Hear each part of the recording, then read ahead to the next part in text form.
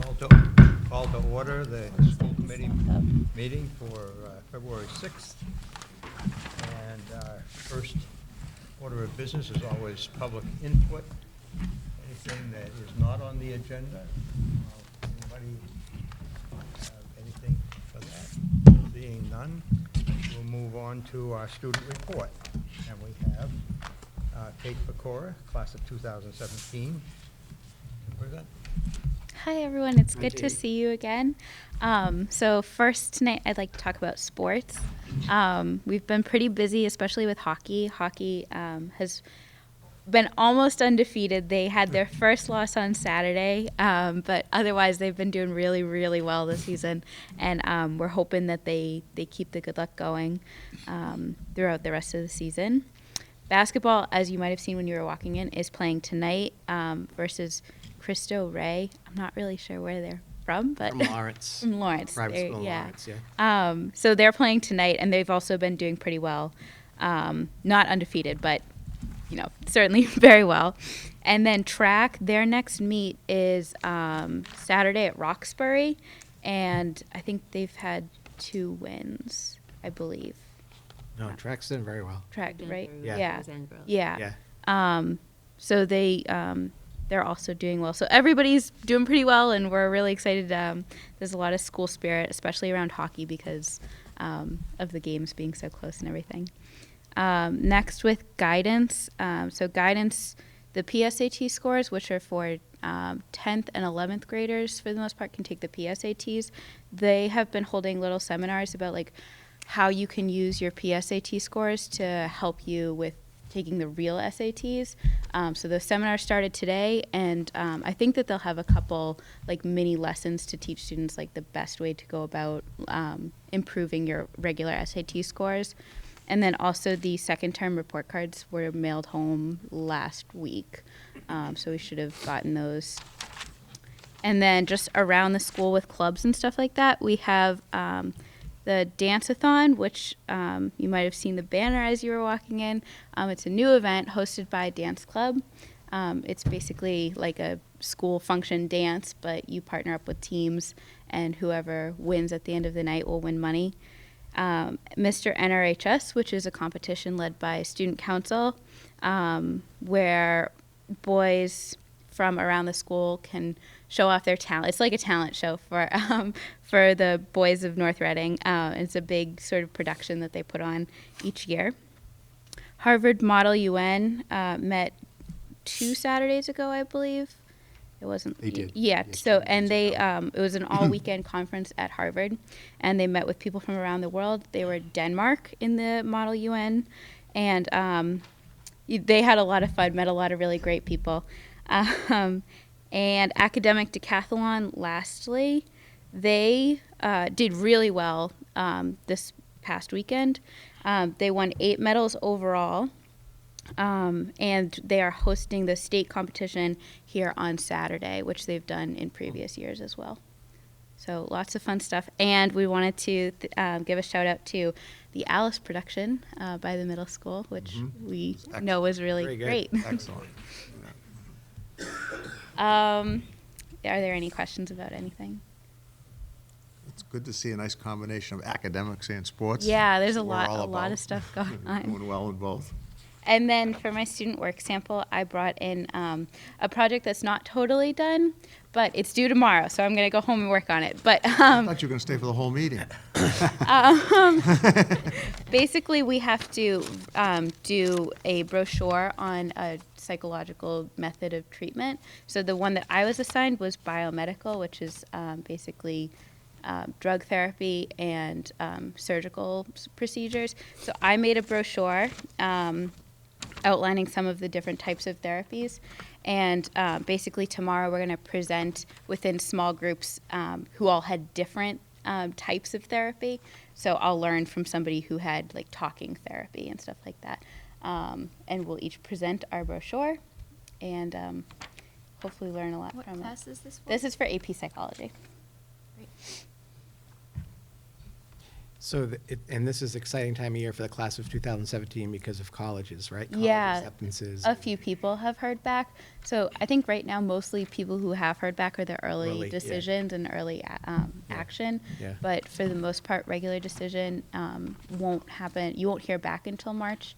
Most students won't make a decision What are you looking at, until Kate? Do you April. mind us asking? So I applied early decision to Princeton, and I was deferred. And I was accepted to the UMass Amherst Honors College. Excellent. Wow, that's UMass wow. Amherst Wow. Honors. Good for you. And UMass Amherst Honors is really a great program. It's really hard to get into. Have you been out there? too. Yeah, my took a look at parents the were. college, yeah. They both went there. Kate, you've got 2 UMass grads right here, so. Yeah. Need any advice? And look at us. I mean, wouldn't you aspire to be us? Exactly. Hey, Come I'll on, tell you, Kate. UMass was the 6 best years of my life. It really was. Oh. It's down to 6? I thought it was 8. I wanted to add on the middle school performance. It was excellent because they take and they try to get as many kids as they can involved in that program. And it can't be easy because there were like 60 kids. And there were like 40 on stage at one time. And it was really good. It's a really difficult performance. A lot of, obviously, the memorization, but the singing, the dancing, the costumes, the scenery, the sets, everything. It was just terrific. great. The singing was fantastic. Yep, it was really excellent. Yeah. Really enjoyed it. And it was a Friday night. Oh, it was. It was close to sold Yeah, out. it was. Saturday was too. Yeah, yeah. It was great. It was great. I commented at our last meeting that the productions have improved Oh. now, so that the middle school productions are like the High school used to be, right. productions used to be. Exactly. And last Friday night didn't disappoint at all. No. It was really super. I also know we have, I don't know when the date is, we're hosting a first round again of the Massachusetts Drama Fest here. John, do you know when that is? Is it I March? believe it's March 4th is the Saturday. I know that was pretty exciting. Last year we had 10 or 11 schools Yeah. here, so we're doing that again this year. We said a couple of weeks ago, too, if you haven't had a chance to go to the Performing Arts Center and see, the middle school play, the high school play, the one-act plays or whatever, it's a fantastic take, and really should take advantage of it. So. Yep. Agreed. Thank you very much, Kate. Thanks, Thank Kate. you. Thank you, Katie. We're going to take our agenda a little out of order, and we'll go on to new business and do the presentation of the middle school faculty and students.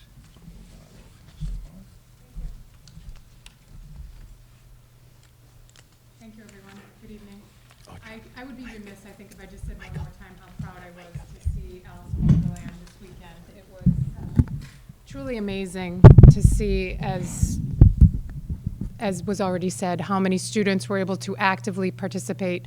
I also had the opportunity on several occasions to go backstage while the kids were practicing and building the set, and both were equally interesting to see the kids in construction zone putting together the rabbit house and the so many of the props that they created themselves. And then to see, I had the pleasure of sitting in the Performing Arts Center watching Mrs. Lister tweak a little scene between Tweedledum and Tweedledee and the Middle Alice, and it's just such a place that I'm not a theater person, so just to appreciate the way that she just slightly changed, just ever so little, the way that Tweedledum and Tweedledee interacted with little Middle Alice.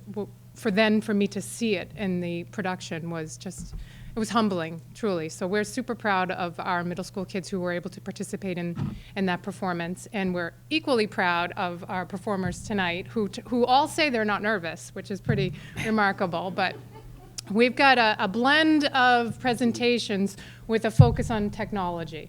We thought that this year with the one-to-one pilot in grade 7 and some of the video production, amazing things that have happened, and of course always our robotics program is something that I'm super proud of. So we've got a blend with definitely a technology focus. So to start us off, we're going to have Mrs. House. She's a 7th grade English teacher, along with one of our superstar digital learning specialists, Joanne Coughlin, and they're going to present a lesson that they used to kick off their Christmas story unit. And it was something that they planned together, and they'll explain, but it was an opportunity for them to incorporate the Chromebooks, the one-to-one Chromebooks that the 7th graders have been piloting this year. So truly a great opportunity to see a technology teacher plan and collaborate and work together with a content area teacher. So I will give the floor to Ms. Coughlin and Ms. House, and they brought 2 students with them, Emma Minnie and Lily Joyce.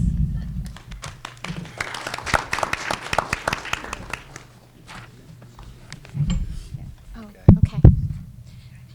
So, hi, I'm Terry House, and I'm here representing the other 7th grade teachers. We're thrilled to have the one-on-one, be part of the one-to-one Chromebook pilot program. And what that means to us is that we each have a cart of Chromebooks, enough for our largest class, and we don't have to plan. We don't have to reserve in advance. Sometimes weeks in advance is what we did have to do in order to get the Chromebooks into our classrooms. And this makes it possible so that we can continue to pace our class. If we needed an extra day, sometimes before we would plan, say, oh, I've got the Chromebooks reserved for Tuesday in 2 weeks, so that means I've got to hurry this lesson so that I can get there and it will be the right timing. Or maybe we finished the unit because we went faster than I thought, but I still have the Chromebooks and I still would like to do that. It doesn't quite mesh.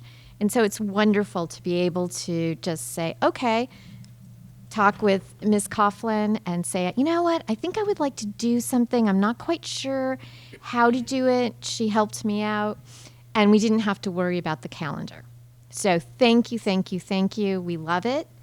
We use it in ELA. Audrey Nicholson and Audrey couldn't be here tonight, but she and I both collaborate very closely. We use it with student writing. We use it with grammar. And in this case, we were using it with literature. Every year we read in our literature books A Christmas Carol by Charles Dickens. And in the past, we've relied on either lectures or maybe PowerPoints, but still the teacher telling the students about Victorian England, because they really do need that kind of a background to be able to appreciate Dickens' work.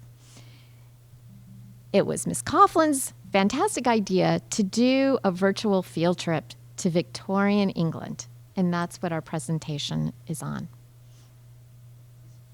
I'm ready for you. So the first thing we'd like to show you is the site that we used for our virtual field trip.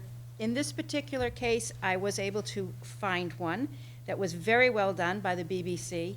We hope to do another virtual field trip the middle of the year, March, and we want to put together our own examples and our own materials together to suit exactly what they're doing in their unit at that time. And I'm also working with social studies teachers to do the same thing. So we're trying to really get in together and collaborate and make the experience the best that we can for the students.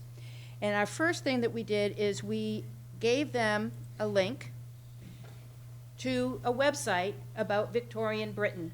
And the students saw that they have a menu where they could go and explore any of these particular topics. So we have children at school, and they could click. They would find out who really went to school in Victorian England, because it wasn't necessarily all children that got to go.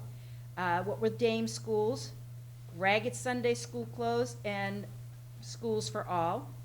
Students had pictures to take a look at. They had fun facts in terms of what was part of that topic, and they even had a quiz that they could take to see how well they remembered.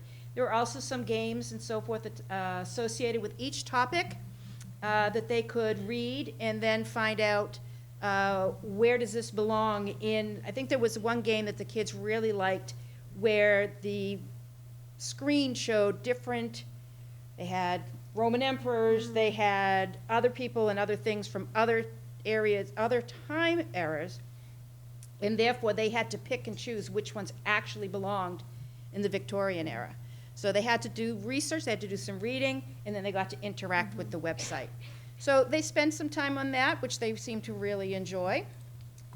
And this, oh, there we go. I'm going to turn it back to you. Okay.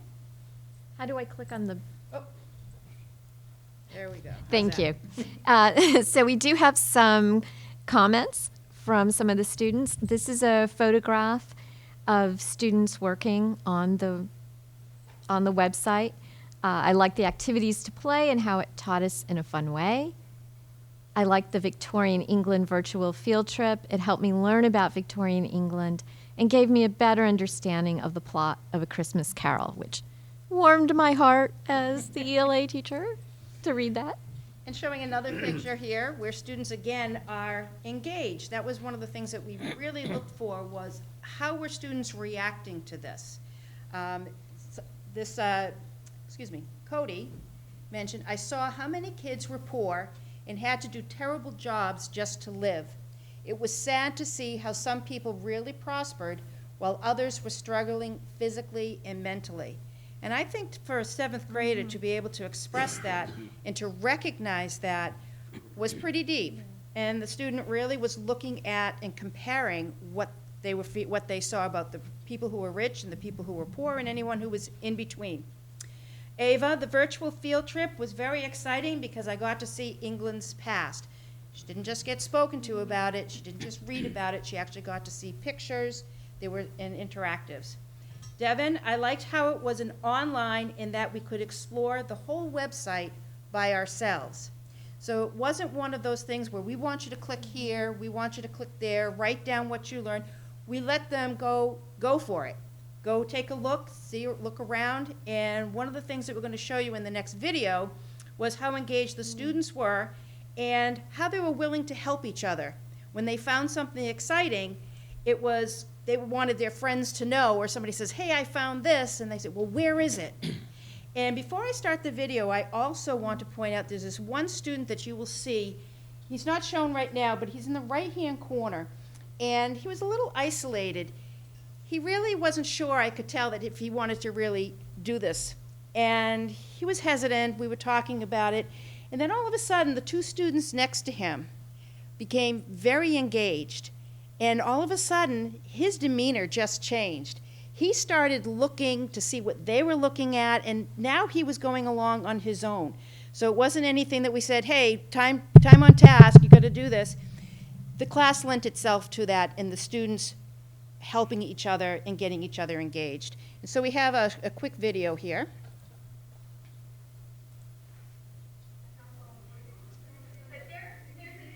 It's this student right here.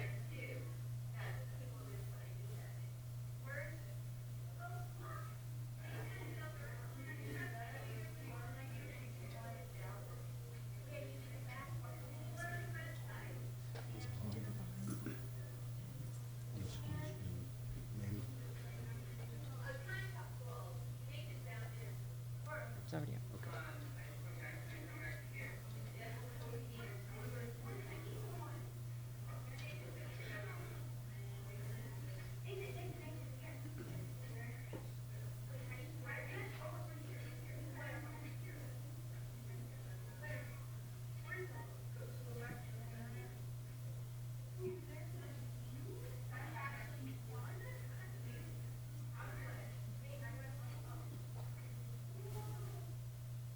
So it gives you an idea of how they were reacting to the activity in the classroom and really getting involved. And last but not least, we're going to bring it back. Hello, we're going to try to bring it back. Escape, I know, I'm trying to get it back to, I got it. There we go. I'm trying to get it back to the, so we'll do this. You know, they always say that, you know, when you have technology, Yes. something's going to go wrong with it, right? Best laid plans. Let's see, thing link. Again. Well, while you're doing that, we Yep. do have two real life students over here. And in fact, I have another one over there. I have Jackson.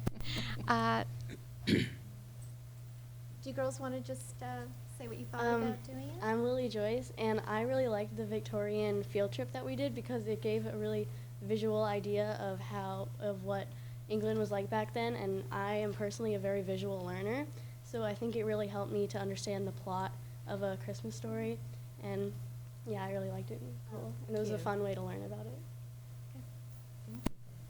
Hi, I'm Emma Minnie. As Lily said, I'm also a very visual learner, so it was very exciting to go off into the website and see what was Victorian England like and see like how people lived, how the rich prospered, and how the poor people like didn't really have that much. So I also really liked it because the visual part too. Thank you, girls. Thank Thank you. you very much. And we'll finish off with Okay. And one last quote. so we have one last quote from Kiernan. The Victorian England field trip was helpful because it explained what life was like at that time, which made the story make more sense. It gives you a setting to go along with the story. It also showed what people wore and what they looked like. This helped you have a mental picture of the characters in the story. So just as Lily and Emma just said, that visual learner really understands A Christmas Carol much better when they have this in their minds as they're reading it. So And got the context of And- why exactly. it was written and when it was written. exactly. So thank you. We love the one-to-one Chromebooks. Thank you very much for allowing us to be part of the pilot program. Thank you. Do you have any questions?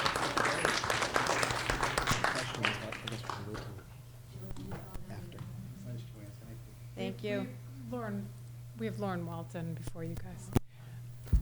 Just to add about the one-to-one pilot, we are meeting every couple of weeks. The grade level is meeting with the digital learning specialists and with Dr. Downs, the digital learning coordinator, to share ideas, to share stories like this, a success story, to share questions, to share, upcoming events where teachers can go and learn more about how to incorporate the technology into their classrooms. And I have to say, for the 7th grade staff, Terry being just one example, they've been very open and very willing to change. They have to really entirely change their instruction and their pedagogical approach to incorporate technology. So to be able to do that with an open mind and to be able to come tonight and share, I'm just very grateful, and thank you, Lily and Emma. To continue on with the one-to-one pilot, we have Lauren Walton, our middle school librarian, who's also a digital learning specialist and incorporates much of her day into, come on up, she's going to share with you just a little bit of what she's been doing.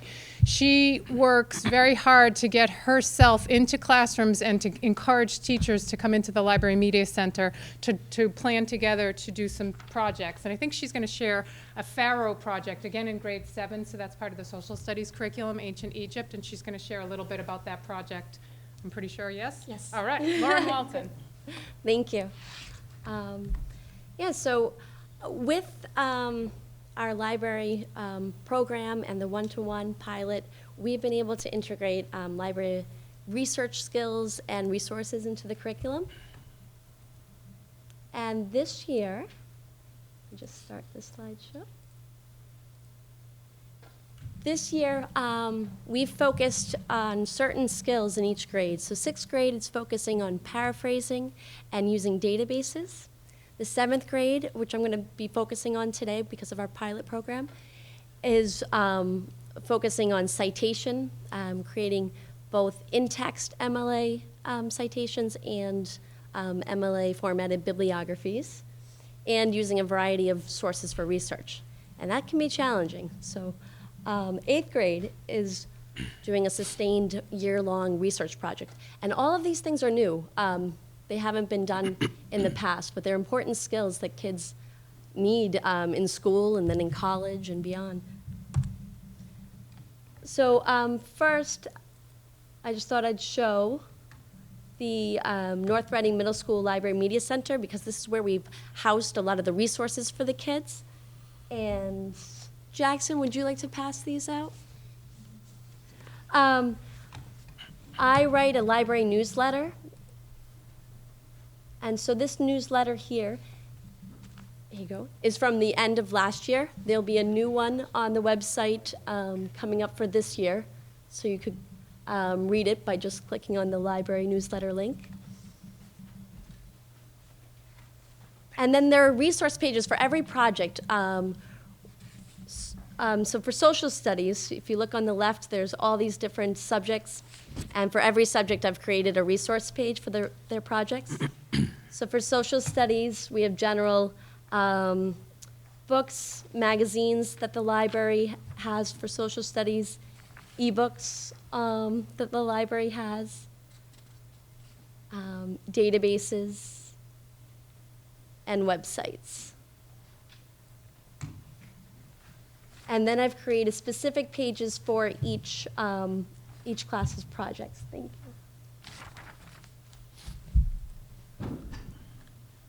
7th grade, every year, does a project on Egyptian pharaohs. So Mr. Roof and Mrs. Davis, the 7th grade social studies teachers, and I have collaborated on this lesson. What the kids do is they choose one of 3 pharaohs to study. They write a 3-paragraph essay using multiple sources, and they create in-text citations, and they have to submit an MLA formatted bibliography. So on this resource page, there are resources for all of the kids on each paragraph. So the way I set the paper up, the resources for the first paragraph are listed second, and then the second paragraph. And the kids can find the, and use for their research books and ebooks. So they can just click the link for the ebooks.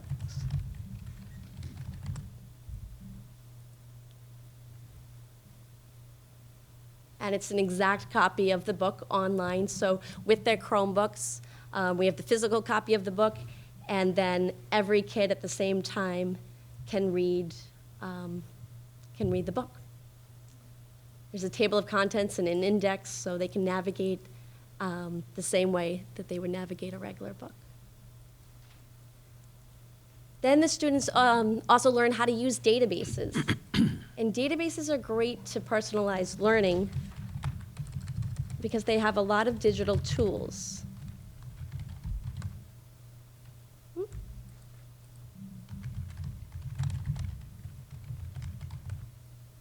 And all of the kids have the username and password so they can access these resources anytime.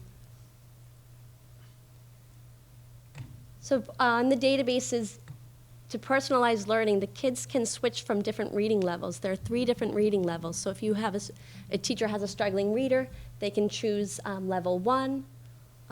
Or if a student is advanced and they need more details for their project, they can choose level 3. There's also a text-to-speech option, so students can listen while they read, and a translation tool for our ELL students. And the text can be made bigger and smaller also.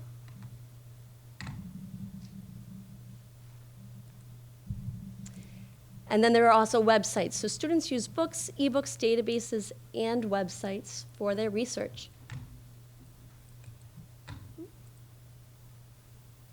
Back to the PowerPoint.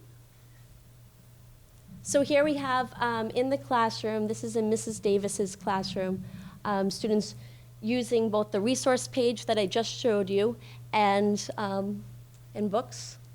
Here's a student reading from the ebook. And they're all engaged. They're all doing different things at the same time. So one person may be reading a book, one person's looking at a database, one person's looking at an ebook, one person's using a website. And I'm able to go to them in their classroom, and some days they come to the library. And then other days, such as when we introduce the project, I have them all come here. And they are all seated with their Chromebooks. Since they all have a Chromebook, I can teach 2 classes at once. And on this day, all of the students created an EasyBib EDU account, which is really amazing. It helps the kids to keep their notes organized, and it helps them to create their bibliography in a painless way, because we all know how research projects and bibliographies can be painful. So all of the 7th grade students have an EasyBib EDU account, and in it there are tools to help them with their bibliography and their notes. So they'd click either one. I'll start by showing you the bibliography. they're able to easily cite, you can see by the tabs, a website, book, journal, database, video, and there's 59 other choices. And what this tool does is it breaks down the citation process for students. So all the blanks, students would fill in the blanks for the author and title and publisher and year. And it will cite EasyBib EDU, when all those blanks are filled in, will cite correctly in MLA format the citation for the student. And when all of the sources have been added, the bibliography can be saved to their Google Drive, since they all use Google Drive. And the bibliography is formatted for them correctly, alphabetically. I mean, I know as a student, when I was a kid, we had to do it all by hand. It's very tedious. So this helps the kids to be able to focus really on the research, and they still are learning the important information about attributing credit and documenting where they got the information, and all the pieces of the citation that they need. But EasyBib EDU sets it up for them in the correct format, Times New Roman, size 12 font, double spaced. You remember all of that. And so here in the classroom, you can see two girls working on their bibliography, adding sources. This young lady is citing a book, and this young lady, I believe, was citing a website. There's also a notebook feature, which I personally am very excited about. So while the kids are using different sources, whether it be a book, a database, or an ebook, EasyBib EDU has these little note cards that the kids can create. So in the past, we all, by hand, had these physical note cards where we jotted down notes and wrote where we got our information from. Now it's all online. Through EasyBib EDU, they can house all their information in one place, have it organized, and they can even, so right here, this would be on your note card, the title of your note. This is on Amenhotep IV's name change, how his name was changed to Akhenaten. And here, from their bibliography, since the kids already cited their sources, this has a drop-down menu where they can select the source that this note is from. And then in the first box, they paste, this is a direct quote, they paste the information. The second box, they paraphrase it, so it helps them to work on that skill of writing in their own words. And the third box is the comment section, which is their own ideas, their own thoughts, or any questions that they have. So I encourage them to write what speaks to them about what they read. So here we have a student, she's entering her information on her digital notes. If you expand the note, this is what it looks like. And when you've added, a student has added lots of notes, they all can appear here, and they can color code them. So this student, this is an example of a student's notes from the Egyptian Pharaoh project. This student color-coded their notes so that the first paragraph is in green, the second paragraph, the notes for the second paragraph would be in yellow, and the notes for the third paragraph are in blue. And then they can drag the note cards to rearrange them, and they can drag them to the right to create an outline and keep themselves organized. And then they can group them together further here. Another student creating her notes. And then there's also another feature. So the citation, all of the citation information, the bibliography is in one place on EasyBib EDU. All of the students' notes are in one place. And they can also link to their document on Google Drive. So it just keeps everyone organized. And this is an example. One of our students this year submitted their final essay. And you can see they have in-text citations, quite a few of them. their 3-paragraph essay, and their works cited page.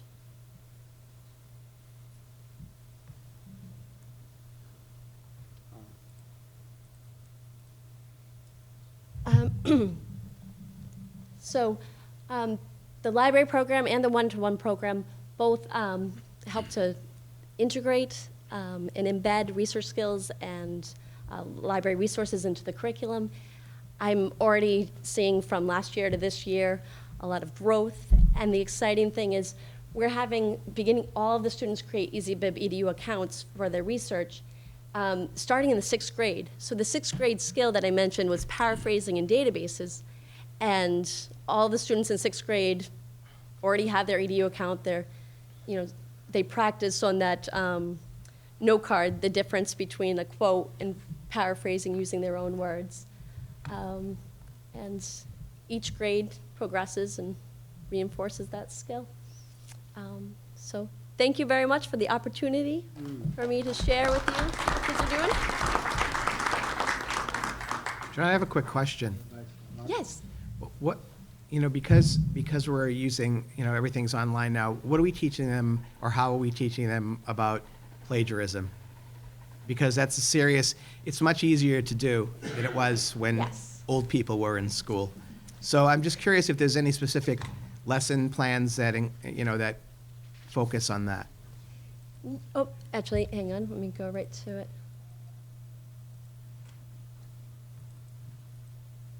Insert. Here we go. Yes, so for citation, avoiding plagiarism, hang on. There we go.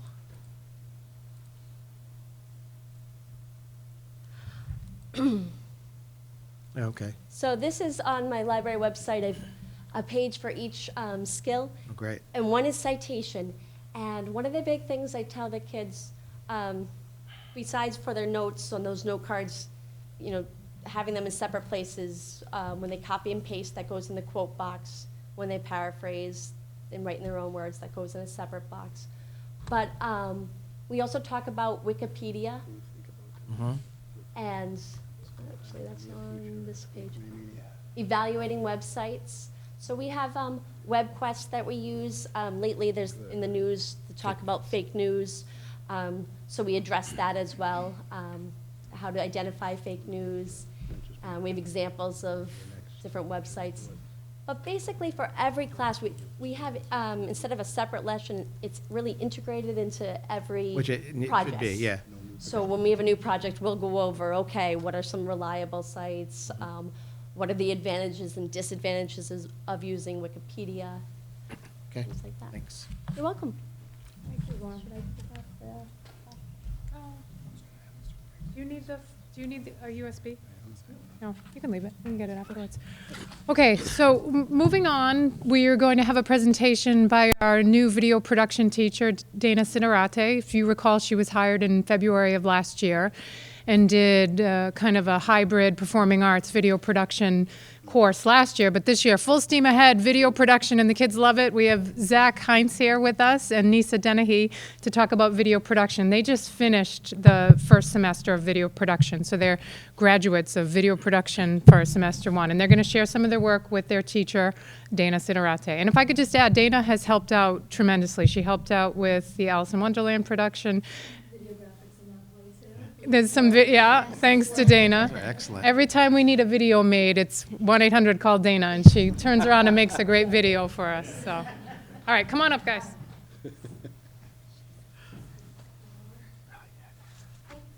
first time I made a poster board. I was a little above and beyond. Overachiever. Little overachiever, no big deal for you guys. Can I help here? Yeah, I'm just gonna log out and. Can I pass this around, Dana? Yeah, go for it. Oh, is this anybody's? Okay. I just need Google Drive, right? You ought to have Jerry spend the whole time with this. Look at this.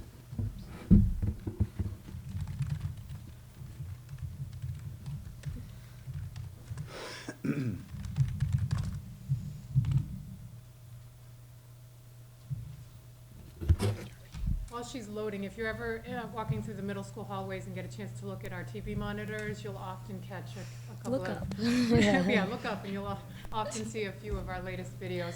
With our PBIS initiative this year on behavior, Dana and her video production students have helped us do exemplary behaviors for the kids to watch, and they've really enjoyed it.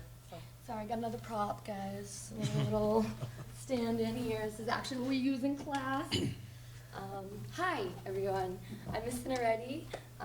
First, let me just say, working here in North Reading for the past year has just been an amazing experience. The resources that we were able to get this year to really kind of make this program happen and hit the ground running with it. The facilities you guys have here, the TV studio, and the community. Everyone's just been so supportive and so helpful. It's really made my transition into teaching just easy, and I'm very, very grateful for that. So thank you for that. Obviously, all the collaboration we've been doing, and as you can see, videos will pop up in the plays now, and videos will play here and there. So, you know, before I say too much, we're a video class, we're visual, so we actually, my 8th grade video club, produced a little intro video for our class starring yours truly. But they helped me shoot it. It's all shot by them, and then we, oops, there we go.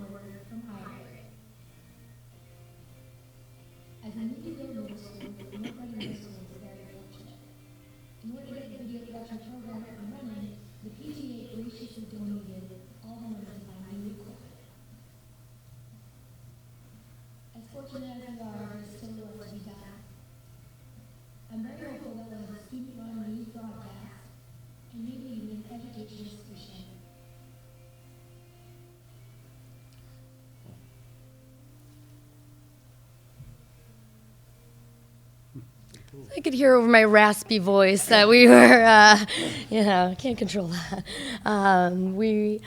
We've done a lot, and that is what, you know, on any given day, my classroom looks like a full-on production set. We have kids, you know, storyboarding and then writing and drawing, and the kids that, you know, necessarily want to draw and are really good artistically, they'll take over the storyboards. The kids that are great at writing will start the scripting process.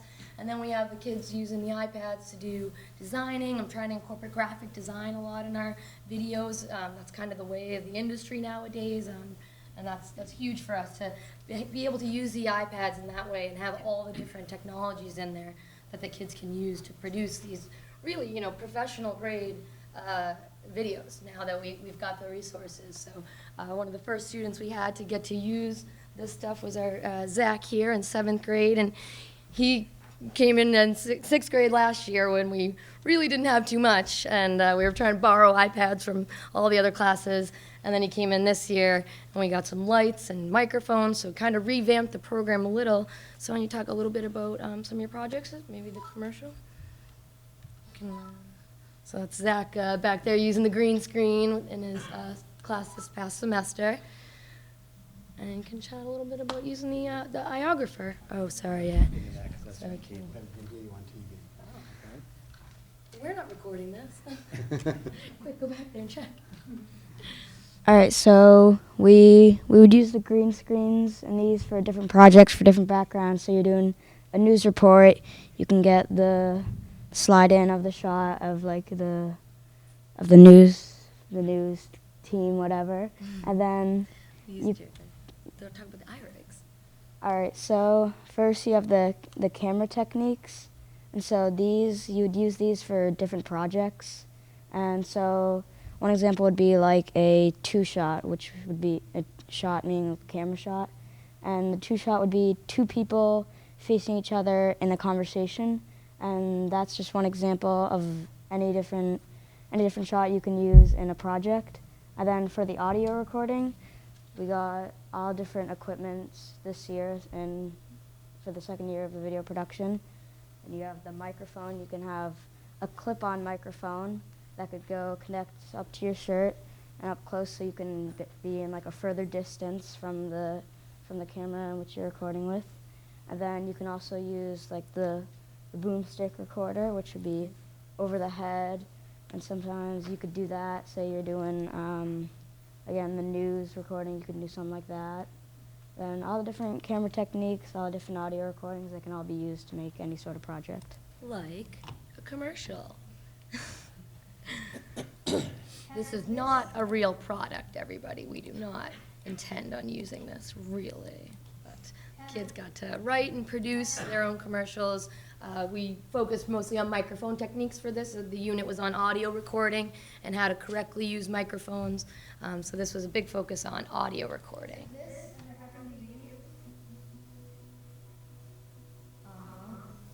Then you need the good grading.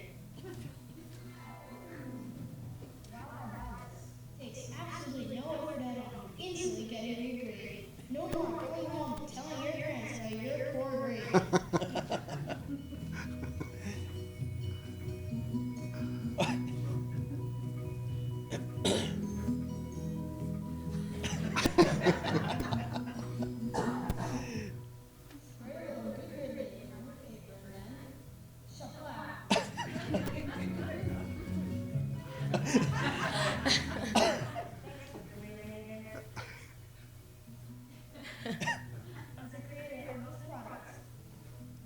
Good grading.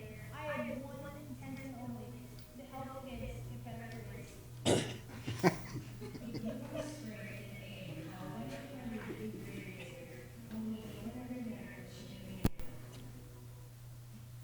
Good job, Zach.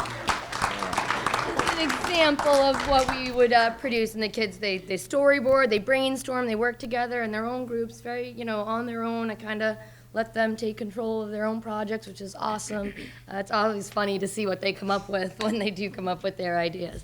So thank you, Zach. And then moving forward, we have Nisa Denny here. I think I might have some pictures of the eighth grade. The eighth grade program has really become the broadcast journalism program, trying to really introduce that so we can utilize the beautiful state-of-the-art studio downstairs. It's just top of the line, the equipment in there, the control room, as you can see on the right there. Getting the kids in there to use that as a classroom is something is so beyond. I can't believe middle school students get to do this. So I'm so lucky and fortunate that we get to get down there. And the eighth graders are just the right age that this sort of stuff they are able to jump in there, learn the roles, and take it over. So I'll let Nisa kind of explain a little bit of that process, and we'll see a little preview of our first ever newscast that took us a long time to get to. So go for it, Nisa. Yeah, so in 8th grade, we focus most on broadcast journalism. First, we have to start by making our news packages, which could be on anything from grades to the Super Bowl that we just had. So we have to take all the techniques that we used from 7th grade and bring that in to when we have to go interview someone or actually make the camera shots look nice on our presentations and things. So once we have that, we get to go down to the studio and we get to use all of the equipment and learn all the things that you can do with them, how to have all the scripts and write the scripts, and how to use all the buttons and all the fancy lights. All those buttons. They're like, yay, buttons. Yeah, and so we get to use that, which is really fun because usually in school it's a lot of sitting down and learning. When this, you get to be really hands-on while you're still learning about things that are really interesting. That's why a lot of students really like it.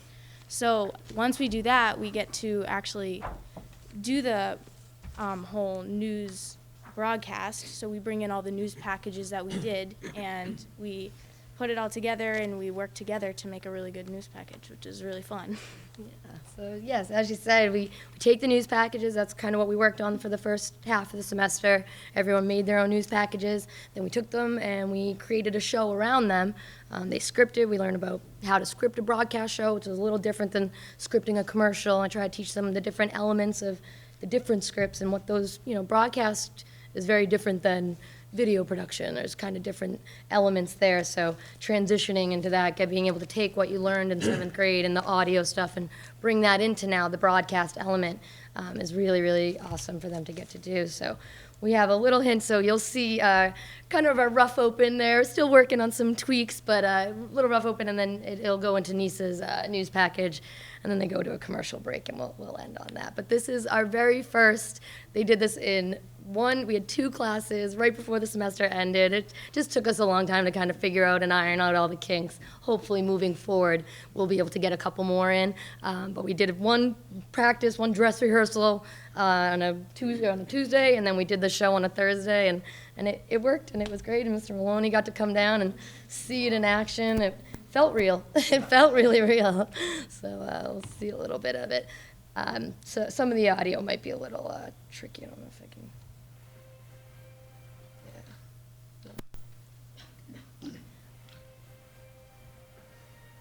Hoping this can become a bi-monthly thing. So we got to make a fun open with some student clips.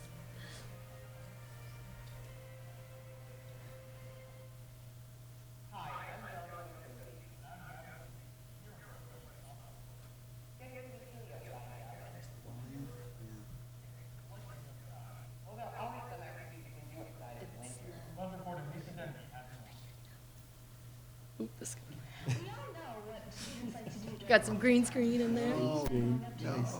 Oh, snow. This is awesome. In the winter, my kids love to go out and play, and we are actually getting a brand new dog in a couple of weeks, so we're going to bring him out in the snow. My favorite thing to do in the winter is when it's snowing, have a fire and read a good book. My favorite thing to do in the winter is probably cook. I love to cook and be with my grandchildren. I spend a lot of time with my kids doing fun kid activities. We try to take advantage of the Christmas season. Food and activities. Well, I love to exercise, so I love getting outside. I love Mexican food. Soups, stews, chilies, comfort food. Oh, I love to make comfort food. I love waffles. I love to make soups. I like roast beef. I like to cook everything. I cook it all. I'm Lisa Denny with the North Reading Buzz. Back to you guys. Just a natural on camera. That's great. Stay tuned after the break when we'll be looking into the differences between middle and high school. We'll be right back.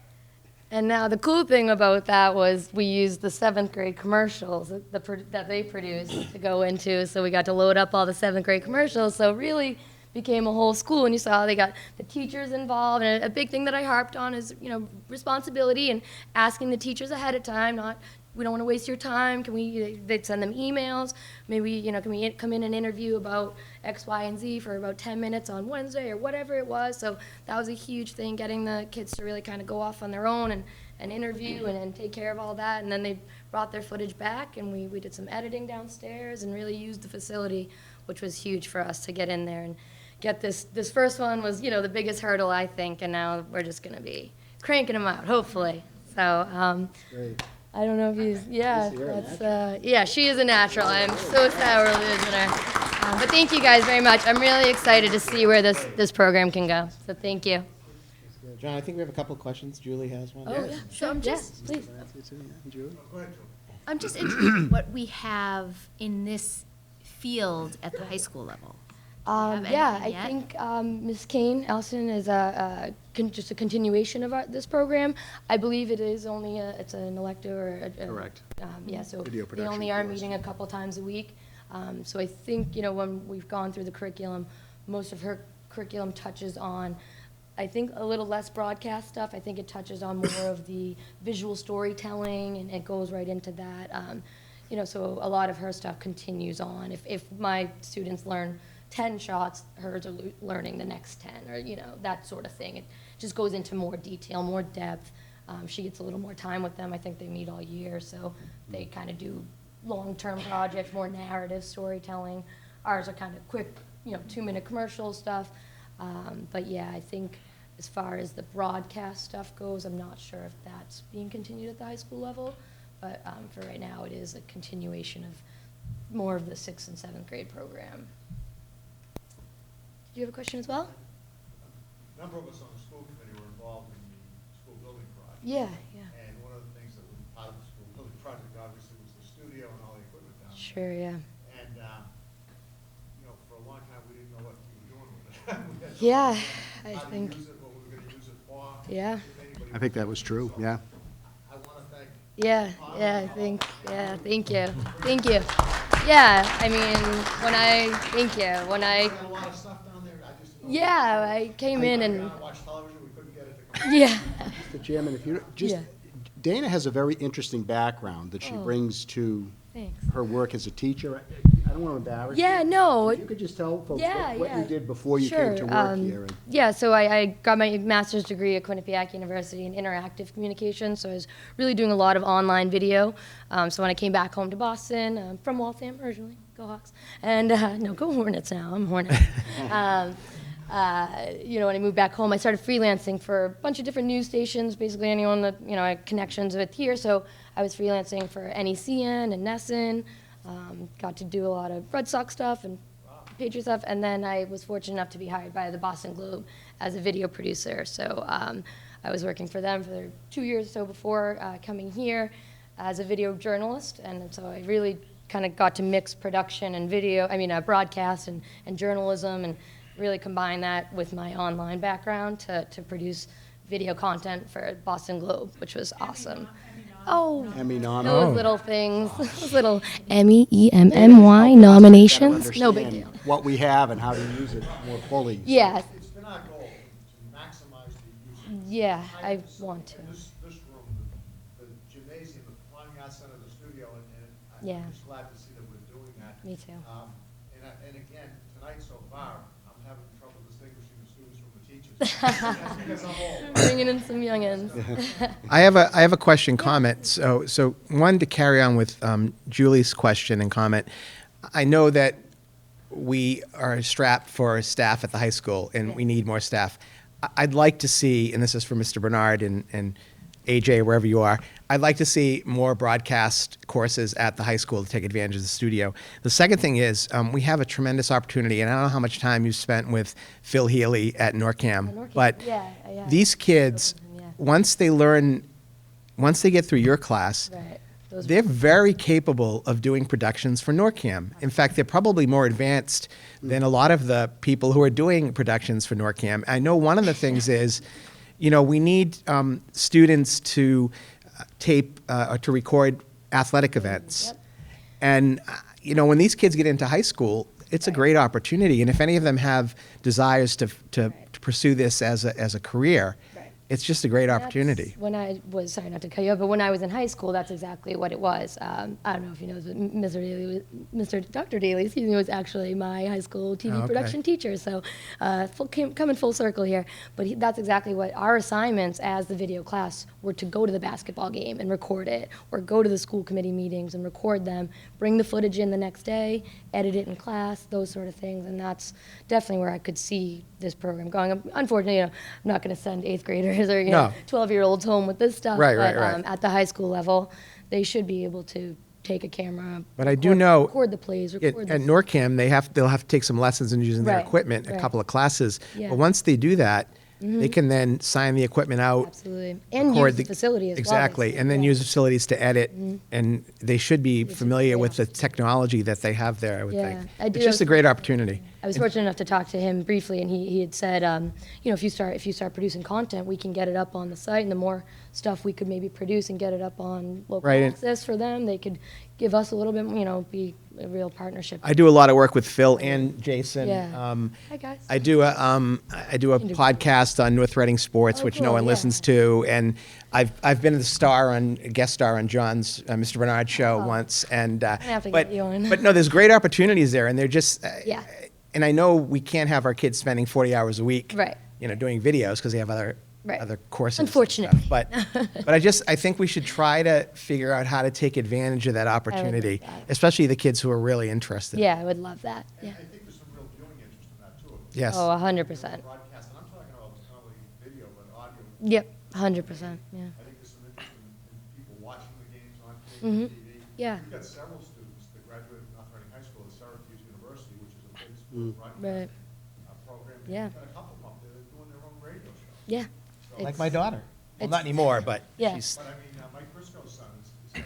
exactly. Definitely a field. As soon as we did the first broadcast, the kids' eyes just like lit up, and I could see like they want to keep doing it. So I do hope, yeah, I can get there eventually. Is it funded next year in the FY? I hope our program is. Do I have a Yes. Yeah, I think we are. I'm not sure. I guess the issue that we have is, you know, every year with the budget, it's like, you know, what do we really need to make sure we have to meet state regulations? And what are all the things that we really want to do and should be doing to prepare our kids for the 21st century that we can't do because we don't have the budget? So every year it's a struggle to add things. And I know next year, you know, one of the things we're focused on is adding, you know, beefing up our foreign language program. So this probably won't be a priority at the high school next year, but I do think that moving forward to use the facilities that we have here, we should be offering courses that take advantage of them. Makes sense. I agree. It's right in with build it and they will come. Exactly. Yeah, really. Yeah, I agree. Okay, well, thank you, and please, my email, same as everyone else's, just email me if you have any more questions. Thank you guys so much. Or if you need a Thanks. video made. Yeah, if you need a video, man, a little birthday slideshow, I got you. I know we're running a little long, I apologize, but last but not least, we have our robotics club. They're going to come up, Joel Keaton, Cooper Mann, and Jackson Schaefer with their teacher, the amazing Mrs. Dasho.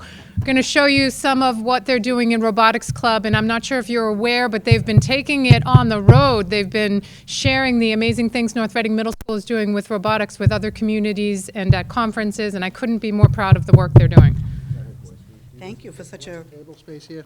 yes, if you could How's actually that? get those mics Yep, out of the way. sure. Because we have a demonstration for you after we're done. Absolutely. Showing you, so we have a quick little handout here. Thank you, Ms. O'Connell. We owe a great debt to Ms. O'Connell for buying us the extra equipment for Robot Club. Thanks, buddy. Hang on. And I'm just going to get this out of here for a minute. Thank you. Yeah, you can go ahead. So, I'm Cooper, that's Joel, and that's Jackson. We're 8th and 7th graders at the North Reading Middle School, and we're here presenting Mission to Mars. Mission to Mars uses the EV3 LEGO robots to solve a series of challenges, such as activating a satellite or launching a spaceship into orbit. We use the LEGO brick programming and multiple sensors on the robot to complete these challenges. We built all the parts for the robots and all the parts for the challenges. So the PowerPoint's just going to come up. Okay, I'm just going to maximize that. So we have videos of the different challenges that we did. Right, and this is kind of, what we do is when we go on the road, we actually bring all the equipment with us, including the mat you see there, which is 4x6. And we show the video on a computer monitor while the students demonstrate the robot activities. Now, again, as you can see, the Mission to Mars is a STEM project, again, consisting of about 7 missions. All of them deal with setting up your space base using the equipment and basically having the students work together collaboratively to solve the challenges. After doing this, I have great respect for NASA. Huge respect. Okay. So I'm hoping this is not too loud because Ground control to Major Tom. Ground control to Major Tom. so as you can see, robotics provides very high interest, inclusive learning. So one of our first challenges is launch the satellite.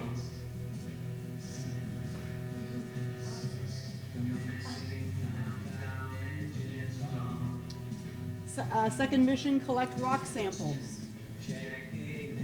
Using our gyro sensor to keep track of turns to get to the rocks.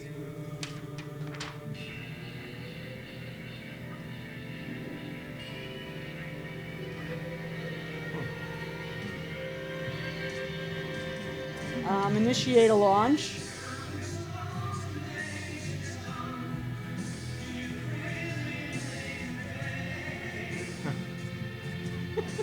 With a giant Martian in the background.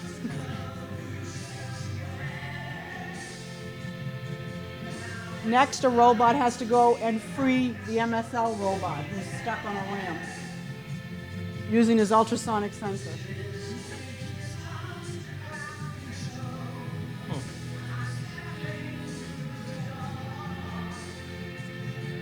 Next, the robot has to go and choose between the commander and a member of the crew.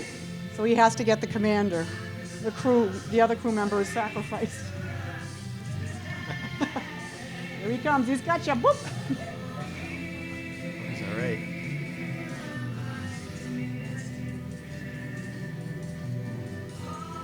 And then secure the power supply. Find a way using the ultrasonic sensor to get the power flowing to the station. This one is hard.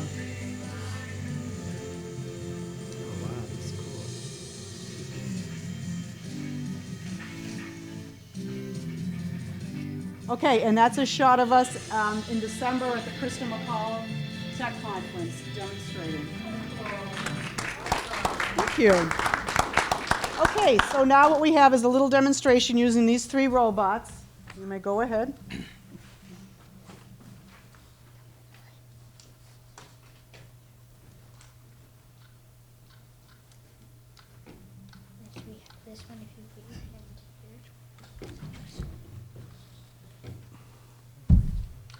Get enough room? So what you want to do is you want to sit directly in front of the robot so the ultrasonic sensor can detect you. So you have to fight your... You're a part of the demonstration. Congratulations. Yep. Oh, okay. I don't know what's going to happen to you.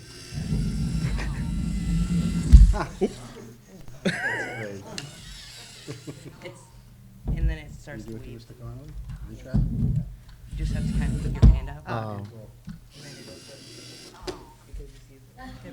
That's really something. That's great. Good job, Jackson. That was good. Are you injured? For you,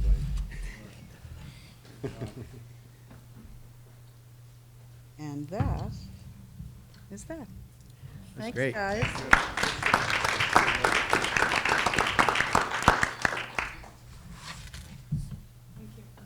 Very good, fellas. Thank you. Yeah, very good. So we can take questions. I know we ran over, but that does conclude our presentation. I just want to say the good news is the school committee approved a new robotics course at the high school, an elective for next year. And hopefully we can make sure that stays in through the budget process. Because again, we want to, it's great starting them in middle school. It'd be great even starting them in, elementary. But if we're doing it in middle school and then we just To stop continue. it, you kind of lose the skills that you picked up. So that's the good news. I did have a question on the one-to-one. Are they taking the Chromebooks home? Can they take the Chromebooks home? They are not taking them home. They stay in the carts in the classroom. So a true one-to-one would have them taking them home also, correct? Yes, I believe that's the plan for next It year. is starting in the 8th grade next year. So the plan, that was my other, so next year we plan on moving this to the 8th grade, so it'll be 7th and 8th, or just? The this plan that I understand from Dr. Downs, and subject to change, would be that next year in 7th grade, the one-to-one would go, the device would go home with the student. And then in the 8th grade, they would have the cart model that we currently have in the 7th grade. Staying inside. So they'd still, so the 7th grade moving to 8th would still have the one-to-one, they just still wouldn't be taking them home? Right. 7th grade would have them both in school and at home. And I'm assuming that our plan at some point is for To advance. all grades 6 through 12 at some point. That's correct. To have Chromebooks to be able to take home. What percentage of the teaching is done using the Chromebook? I don't know if I could answer that. I don't know that I could quantify. I'm just, It's still a pilot, so we're still making our way through, trying to find a good balance or what will work, what won't. Like, we'll try one thing and then, I'm not so sure, but next year, we'll get it better. So I think it's too early to get data, I think, at this point. okay, thanks. And I emphasized with the teachers, I didn't want it to be artificial. I didn't want them to feel that they had to implement the Chromebooks every day Right. for 50 minutes every day. I wanted them to slowly change their instructional approach so that it was more natural and organic to just use the Chromebooks. That's how we teach. But that takes, changing that Right. takes time. And I think I have a middle schooler, and there's a lot of work that's done at home, using, home computers as well. So, there's a lot of use of, whether they're editing a project or looking for their math book online. So there is a lot of home use of the computer as well. Right.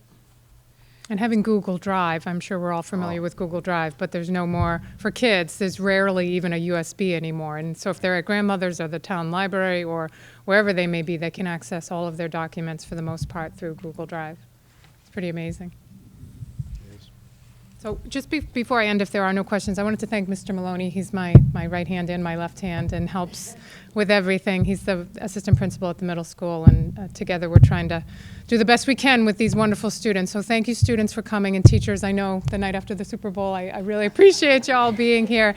The students, you did a terrific job. Thank you so much. Green tickets. Green tickets. Thank you. Thank you.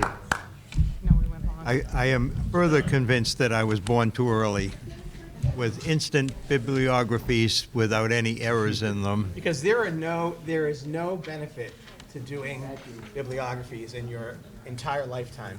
In other words, you need to do them, but you don't get anything out of it. There's nothing out of them. Right. They have to be right. Exactly, other than they have to be correct. And then Right. all those Formatted. grades. Right.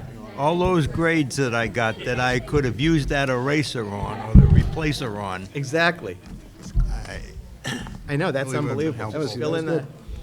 Fill in the information. It's like And I finally feel vindicated for having that studio downstairs. Oh, absolutely. Yeah, I want to She's see great. more, because I'm still looking for some of McGuire's things. I want to see more, yeah. He doesn't seem to share a lot with us. She's like a little Pied Piper. She's great. I'll be honest with you. Yeah. I wasn't sure who the students were and who the teachers were. Yeah, Yeah, well, yeah, I yeah, believe yeah. it. Yeah, yeah. I believe it. Thank you so much. He has always It's worse. Awesome. Yeah. All right, come on, we've got a meeting to do here, come on. Let's go. It's a Super Bowl. We only got 4 minutes left. Thank you, Dana.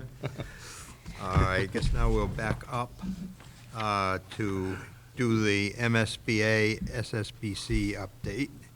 Thank you, Mr. Chairman. Just not an awful lot to share tonight since our last meeting. Just I did want to call attention to the work that had been done at the team room down at the turf field, the locker room storage facility, to strengthen that building to mitigate any exterior water infiltration. So that work had been completed on February 17th, and there is still a need.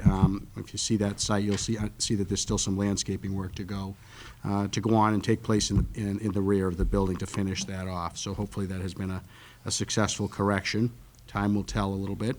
And I have been working still with our project manager and somewhat with Gilbane representative to identify some work to be done over the February school vacation week. Those 4 days, with Monday being the holiday of that week, have been identified as an opportunity to have some workmen and to continue working on resolving some of our punch list items. So that's a couple of weeks away, but my hope is, and we're certainly giving free rein of the building for folks to come in and do the work. So my hope is that a lot can be accomplished in the next couple of weeks.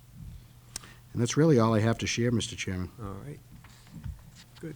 I guess now we move on to the school committee 2016-17 goals update.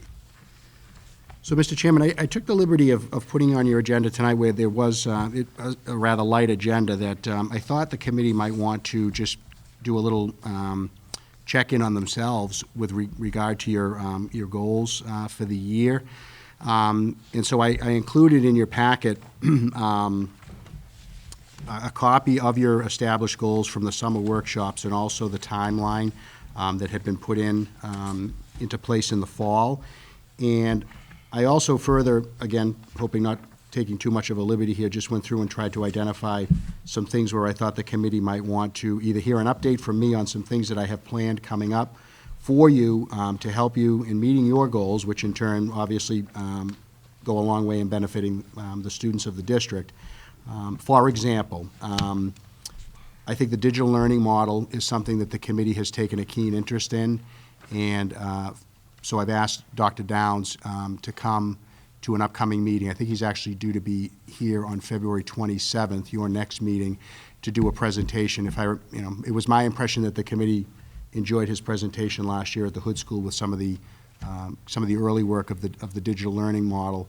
And I can tell you, today, the presentation that the middle school made tonight is, with the students, particularly around the English lesson that Mrs. Coughlin and Mrs. House presented, and the librarian, Mrs. Walton, and also the students with the robotics with Mrs. Dasho, I think are examples where the benefits of our digital learning model are being realized, certainly here at the middle school, but I think it's fair to say that we're seeing some really neat things happening at all levels at the elementary, middle, and high school, as well as, North Reading. I really have been impressed with how much we've been put on the kind of the digital learning map across the state with our either our participation in, our hosting of, or our leading a number of statewide digital learning initiatives. And Dr. Downs is going to be prepared to speak with you about that in some detail on February 27th. So that's just kind of an example of some of the things that that I think the committee has identified as part of their goals that I'm going to be working with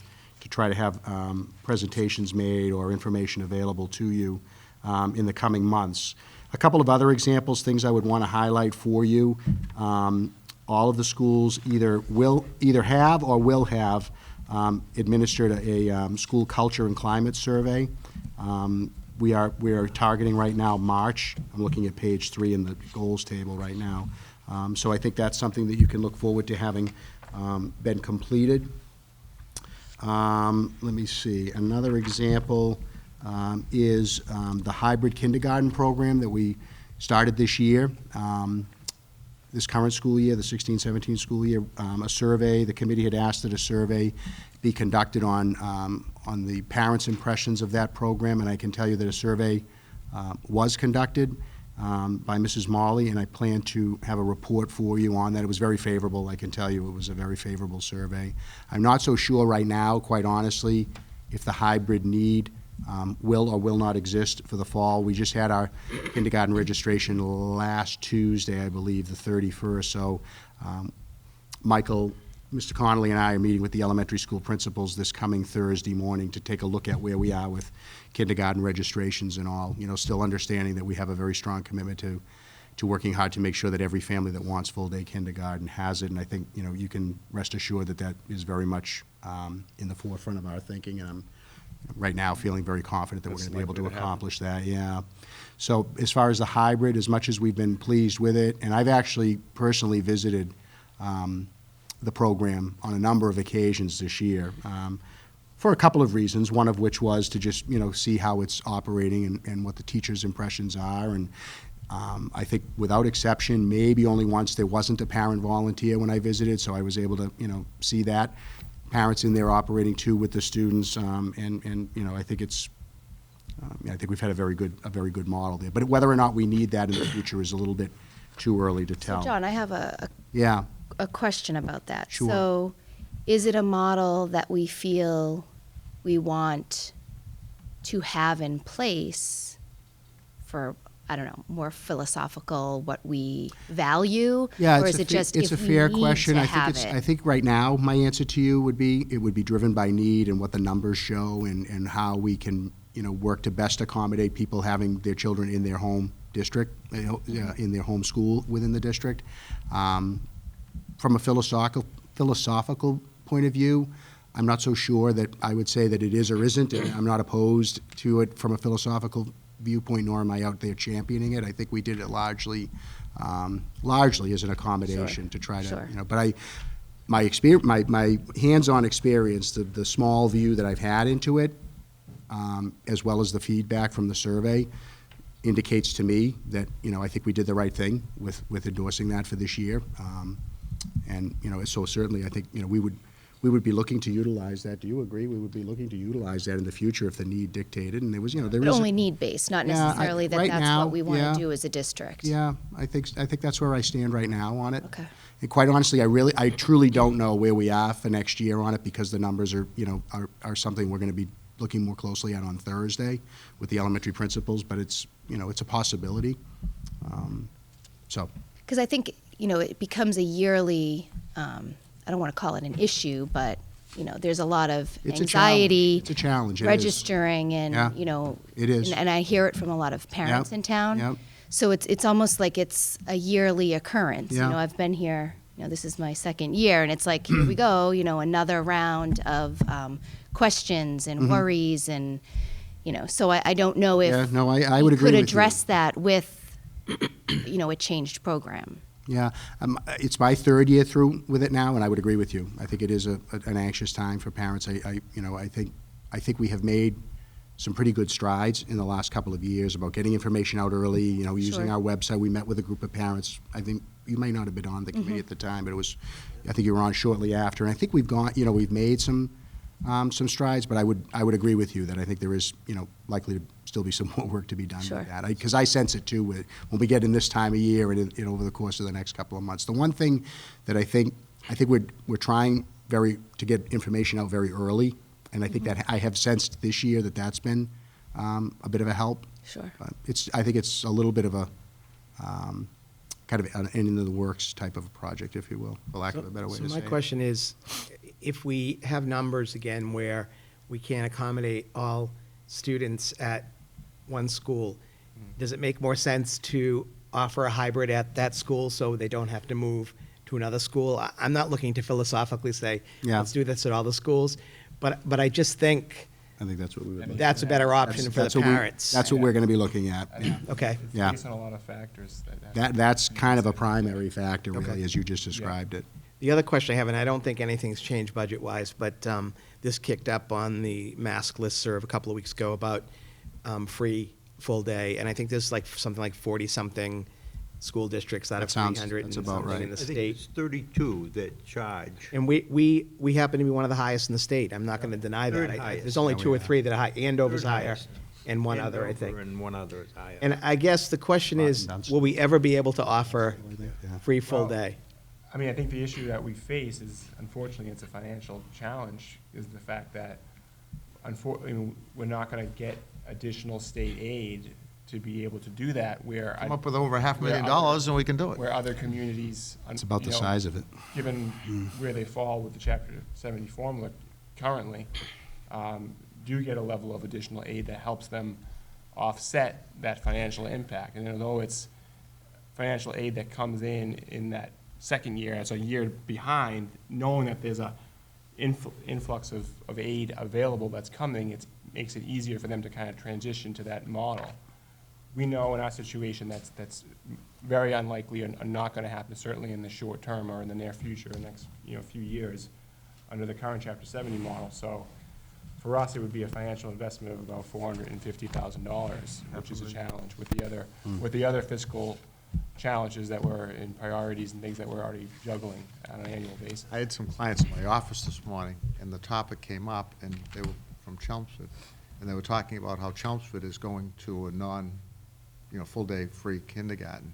And they made the reference that you would never see a town like North Reading charging their kids to go to kindergarten. I didn't say anything. I literally didn't say anything. I was almost embarrassed that Majority of the town town, $4,200. No, it's a majority of huge towns that charge percentage of- are the well-off towns. Yeah. Majority of towns that charge are towns that can't get enough state aid to cover the costs. Right. It's the unfairness in the Chapter 70 That's correct. formula. It's just Yeah. another And example. That's what it is, yeah. it looks at us as being a wealthy Wealthy community. community, that's right. That's what- And so Yeah, it's- we shouldn't get that support. Right. And it is erroneous, and I fought it. 9 years I fought it and have not been successful. Andover charges the most in the state. Right. 4,500, I Believe it or think. not, Reading's actually has a proposal to increase their And- fee for next Really? And both of those communities, Andover, North Reading, Reading. Yeah, they're right. They're both of those 42. communities have a much stronger commercial and industrial Correct. base. We've got very little. Right. I just wanted to raise it because it's been Yeah. making the rounds recently. So I figured that things were the same, that, Yeah, I mean, Unfortunately. I mean, the only way you could do it and say the O word, you'd have to ask for an override to do it, because there's no other way to get that money. It's not just an override, Mel, it's a prioritization. No, but I'm That's saying, an override. no, but What you, you gonna do with the no, but money? I'd ask for that and other things. I wouldn't just go for that. you'd have to. Once you have that much extra in override. Right. You know, the first things you fill are keeping the lights on. Right. And the next is to buy some teachers. Yep. Yes, sir. You were. No, so I think if you had, any further, I am meeting with the evaluation subcommittee on next Monday. Good. So we'll be talking about both the school committee's evaluation and We the are? superintendent's evaluation. Yes, No, at you're not on it, are 3. I thought I was on I evaluation. think it's Janine was on Janine. it. It's Janine and Julie, Mrs. Kopke. You don't even Oh. know what. If you want my committees place, you're on. No, I don't need more? I don't even know what committees you're on. Oh, policy, that's Yes. right. Yeah, I moved off evaluation. Oh, Policy has not met in a while, I was going to mention. We have that. not, but I think the only thing we have burgeoning is on the foreign travel, and I think we have time with that, so. I I just was had a gonna couple try to get questions. some negotiations. I do too, but go ahead. So the handheld device policy Right, hasn't gone anywhere. I haven't heard any updates. Nothing. And guidelines. Nothing. So that's Mrs. Kopke, something what that page are you on, please? Page 1. Page 1. I I had it. just took notes from. I got you, thank you. And then social media. Yeah, the social media, I think that I've actually backed off on that a bit. I'm not participating as much. I don't, and I know there's a difference in philosophy between the administration and what some of us think. I don't think we're taking advantage of social media the way we could be. But, I don't know how else to. Right. I know we use Twitter, the number of people using Twitter, which is good. Mr. Connolly's also working on some short videos, Correct, short informational videos of budgetary issues. Yeah, there should be, I have that written down, that Yeah. the budget once the budget is available, there should be videos on Yeah, we actually. what the budget consists of, what it, that whole Yeah, kind of we thing. actually did I did our first video, and I'm gonna work on making some edits to it, and, but it's, we did, video 1 has been made about really looking at the budget timeline and talking about some of the preliminary challenges, both at the state and local level that we're facing, as we approach, the budget development process as it kind of heats up over the next couple of months. First video also talked a little bit about the capital plan and our key projects for next year and that process that the CIDC goes through. So we have some ideas for some other topics, and I think that's coming, so it's in the Yeah. works, yeah. I think we're doing the website's much better. The information up there I find it pretty easy to find. I think the only area where we could do more is social media. That's all. I will say, I did see I am planning on doing a little video that I hope educates the community about some of the offsets and the budget subsidies and the fees and what we're taking in and what those help us offset and what the money's being spent on. And I think there was a goal here that I did notice about periodic updates about the impact of those fees. So I think Yeah. I think hopefully it accomplishes a little bit of both. That is in the That's on page 4. plan. Do you have anything else? Oh, go ahead. I also have, just, if I could, Mr. Chairman, just one other example of an upcoming presentation. I've asked Ms. O'Connell, Dr. Daly, and who else was the third person? I apologize. Oh, Claudia Brown, Mrs. Brown, to do a presentation at a meeting in March on the PAWS group and student wellness, and there was a tie into the homework. So it was kind of it's a broader, kind of a more umbrella type presentation, but I have them scheduled for a meeting coming up. I think it's March 20th, if I'm not mistaken. So in the next two to three meetings, there should be some more information coming your way, as already scheduled, but I think it will help the evaluation subcommittee in preparing its work that they then bring to the full committee for evaluating yourselves. The only other comment was about the foreign language curriculum as far as trying to add new programs and Yes. beginning at the grade 6 level. Mhm. So I guess Budget. depends on what budget we have available. I think so, yeah. Program proposals. Yeah, I hope that if we're going to look at foreign languages, we look at starting earlier first before expanding at the high school. But that's obviously your call. I'd like to see us try to get language in the 6th grade if we could. But again, whatever the budget is, and then we have to work within that reality. The older you get, the harder it is to learn a language. Yeah. Correct. John, I just want to thank you for putting the goals update on there. I was going to ask you about where we were with that anyway. Oh, good. So Oh, good. so Thank you. Yeah, Putting it thank on. you. Excellent. Is there any more? I just want to ask John, where are we Yes. on the implementing the new state science standards? And We are very good. Okay. Yep, we are. In fact, our NRPS 2021 Year 1 update has us up to date. Okay. That's it. Is that it? Yep. Okay, we'll move on to routine matters, minutes. We have minutes for executive session, January 9th. Move to approve January 9th executive session minutes as written. Second. Made and seconded. Any further discussion? All in favor? Aye. Aye. Aye. Unanimous. And we have the open session, January 9th. I think there may be a mistake on the open session. On the second page, Roman numeral 3D1, the second paragraph, it says, Mr. DeBarry also mentioned that the Northeast Metro Tech would work with North Reading High School on the North Reading Little League field. I don't think they're not working with North Reading High School, right? No. They're working with North Reading Little League on the, She might have said that, Mel. It may not be. yeah, I don't think that's Might have correct. mistakenly said that. All right. It might have been North Reading Little League. I'm pretty sure the high school isn't involved in that. So I would agree with you. Yeah, I just want to correct You that. see that, Cindy? What you got there? Thank you. So I move to approve with that correction. I have an item. Okay. Correction on page 5, under the community impact team. It has John Morello Dirt coming on Monday. Oh, Friday. Friday the 13th. And it should be February Should be the February 13th. the 13th, yeah. That's Friday the 13th of this year. every time. even catch it. It was Friday the 13th. It was Friday the 13th, yeah. In January, we did have a Friday the 13th. Oh, in January? Yeah. Okay, now there was a motion. Did you Yep. want it? I made the motion.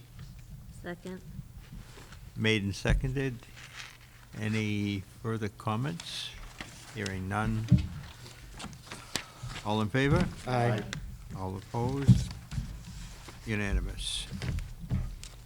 No budget update at this time, no staffing changes at this time, bids and donations.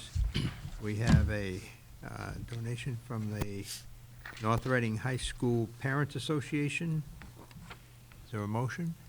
I'd like to make a motion that the school committee vote to accept with gratitude a donation of $100 from the high school PTO to support expenses associated with the new Students to End Alzheimer's Disease Club at the North Reading High School.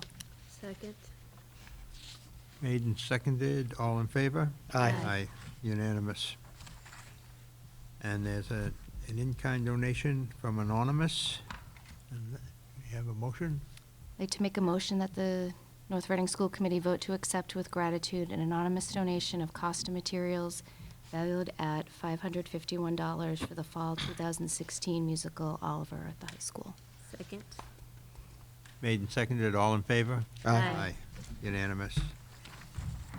Various donations through Donors Choose. I'd like to make a motion that the school committee vote to accept with gratitude a donation of classroom materials and technology equipment for the RISE program at the Hood Elementary School, funded through Donors Choose with a value of $2,092.87.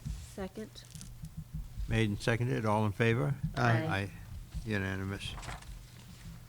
And from NOAA Fisheries of Gloucester? I'd like to make a motion that the school committee vote to accept with gratitude a donation of 10 used third-generation iPads with cases and accessories from NOAA Fisheries of Gloucester, Massachusetts, with a value of $3,300 for students at the middle school. Second. Made and seconded, all in favor? Aye. Unanimous.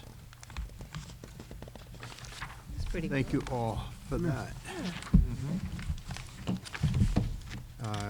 Subcommittee updates, Finance Planning Team met on January 27th. And would you like to start that? I'll start. We had a lengthy discussion again about budget for FY18, available revenues. There seemed to be from the Finance Committee and the Selectmen a little bit more inclination to try to deal with our budget shortfall. The budget that, we have two budgets that we've looked at, and one is level services, and the other one is a requested budget. They're focusing on the level services number, which is probably $1 million less than the requested budget, or the maximum budget that we'd like to get. They talked about potentially some other sources of revenue. We talked a great deal about the Berry property sale. There's a special town meeting in March to, I think, get authorization to sell and develop the Berry property. They talked about going forward the revenues that we would get from the sale, but also about the tax revenue that we would generate over a period of time. But we wouldn't realize the tax revenue probably, or at least the maximum tax revenue, for probably 5 years. It would be phased in over a 5-year period. There might be some revenue available from the actual sale of the land before they even start developing the living units over there. So they talked about that, and spent a great deal of time talking about this medical marijuana facility that's being proposed or being addressed at, I think, a public hearing tonight. It is. In front of the Board of Selectmen. Correct. Talked about that quite a bit. There was potential revenue there. They were talking about as much as possibly $250,000 or more in revenue a year from having a medical marijuana facility in town. Let me see, they talked about, the snow and ice budget. If we get lucky for the rest of the winter, there may be some monies available from snow and ice that we Right. don't have to expend for plowing and sanding. Talked about the overlay reserve, potentially some, monies available from there. Talked about additional cell tower revenue. So there seemed to be some interest in at least trying to come up with additional revenue to help us close our budget gap. I think they have a budget issue themselves, Mike, right, that they're not. They do, yeah. Yeah. The town, So we talked quite a bit about that. We also talked about the bathroom facility, and I know Mel's going to talk about that in a few minutes, at the turf field, and how to fund that. The Board of Selectmen and the Finance Committee seem to be amenable to the $450,000 that we have available from free cash being dedicated or earmarked towards the bathroom facilities, although there was some discussion by others about potentially using that to help us close the FY18 budget gap, and I'm not sure that everybody's in favor of that.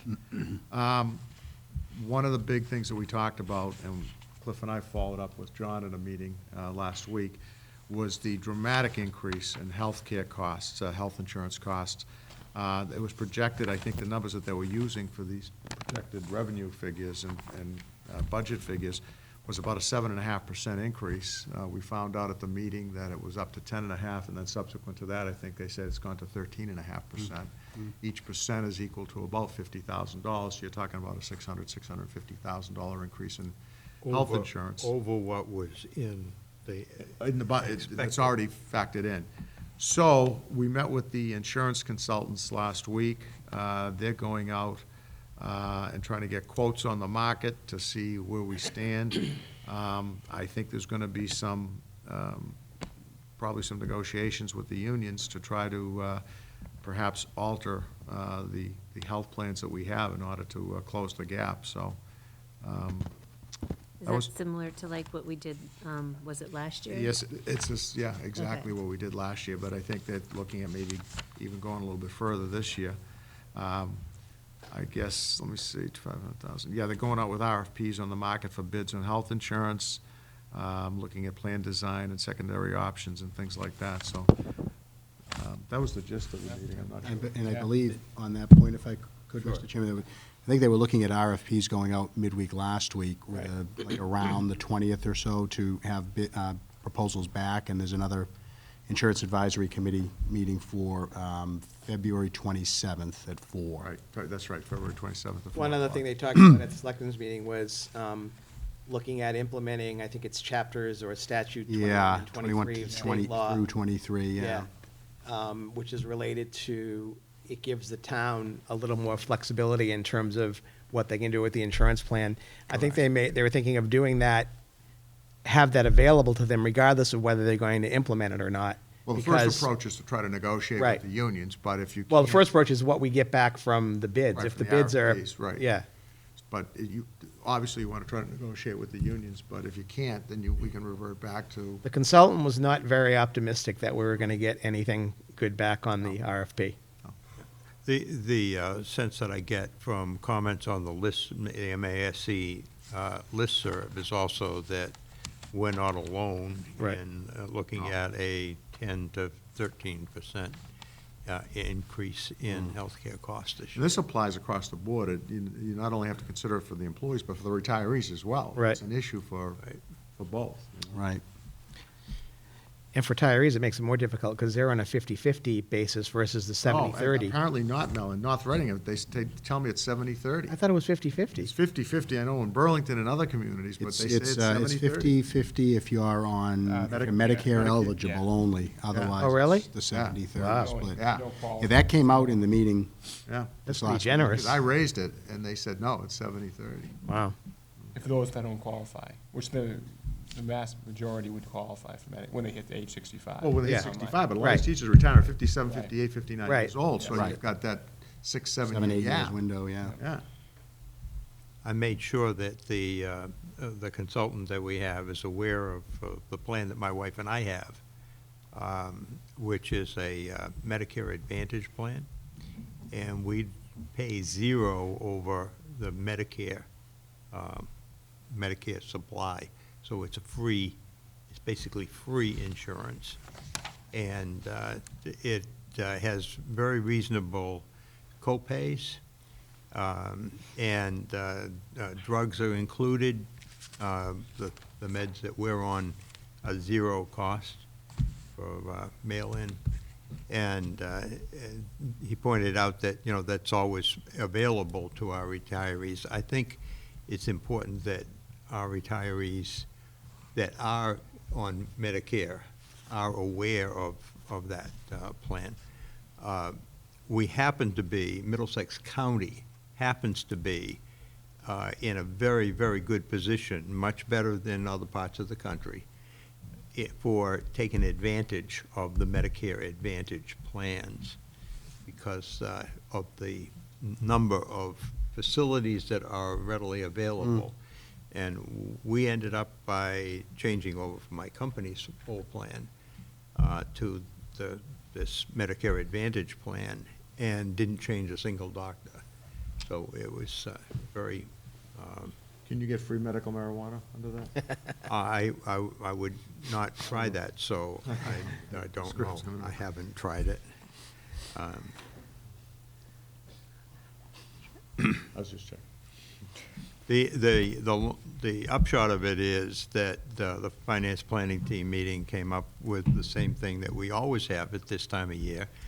We're always short at this time of year, pending some resolution of working back and forth with the town side and the school side.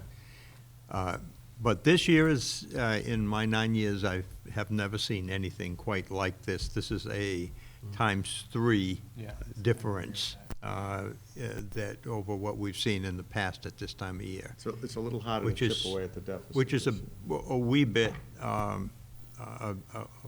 wee bit scary. And the impact on our particular part of the town would be catastrophic, in my estimation. It doesn't appear to be much sympathy for, as Mel would say, the O word.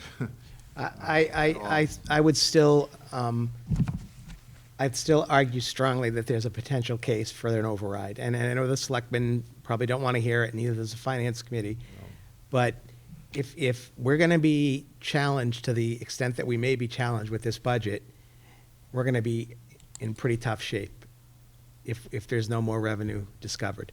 Because based on what I've seen coming out of the governor's budget, we ain't going to be helped by the state, I can tell you that much. No.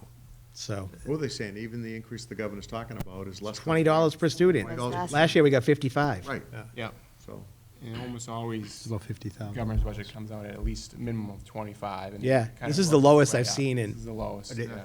Long believe last time. year he started out lower. 25 we started at last year. Got boosted We got up Yeah. to during 55. deliberations. It's gonna be tough this year with the raises. Oh, You know, jeez. With the raises, it'll be a little 18 million. tougher to get that money up. $18 million Yeah. for raises. When you're handing out 40,000 a year as a raise That's for incredible. state That's a good employees, COLA. Yeah, it's a little bit frustrating here in the. it really is.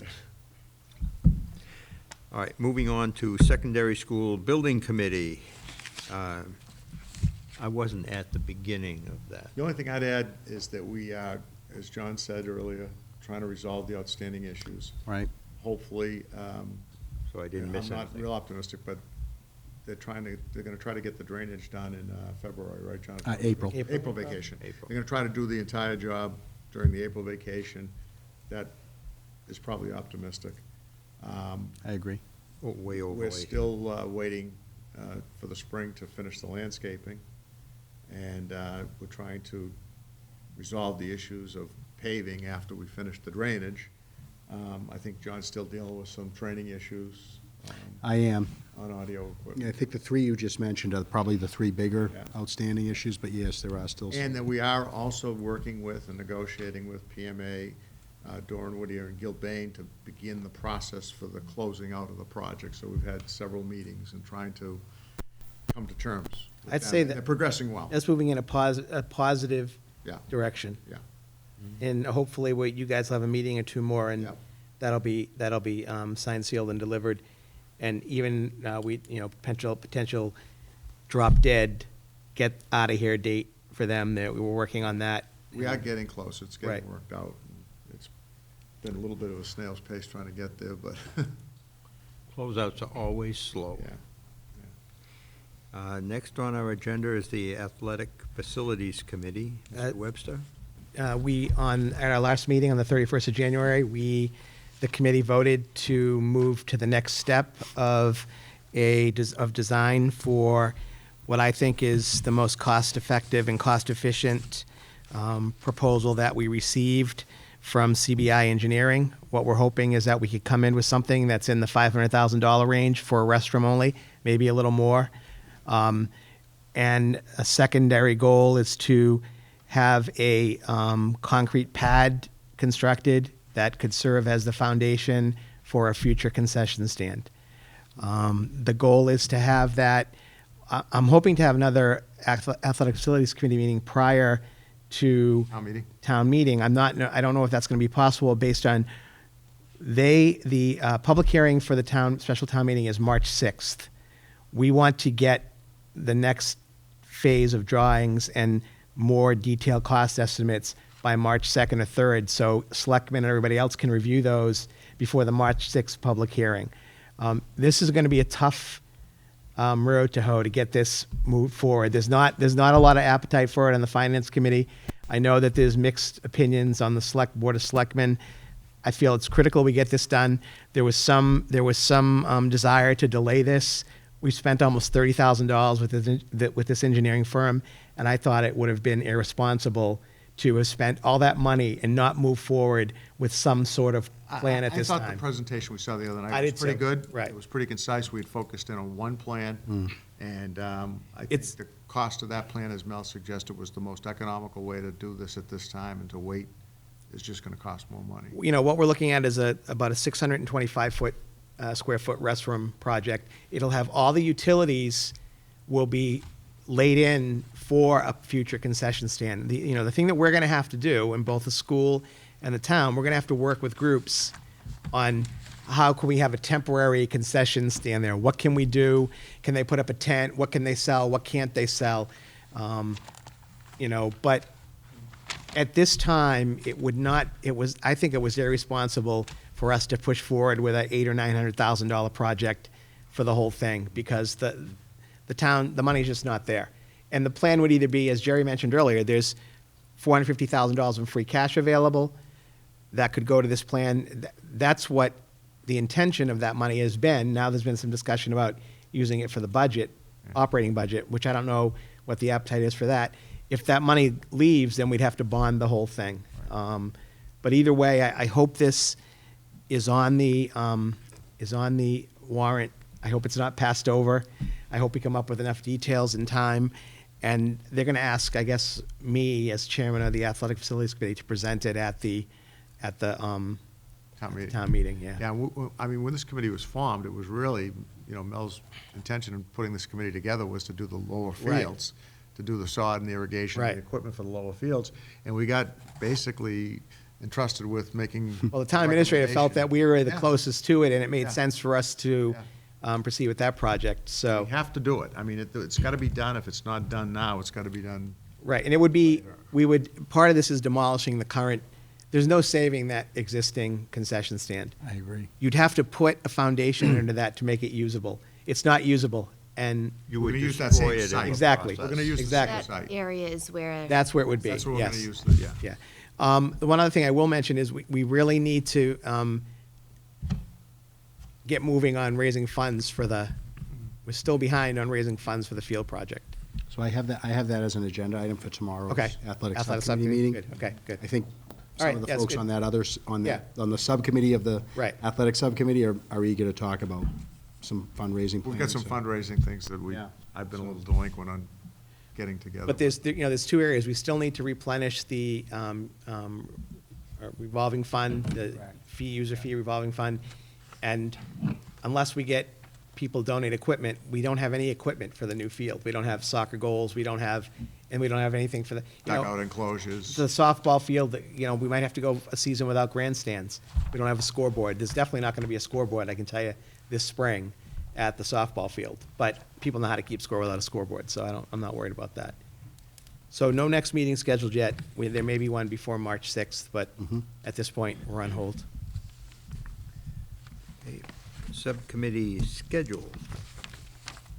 The athletic subcommittee is meeting on February 7th at 12:30 in the superintendent's office, superintendent's conference room.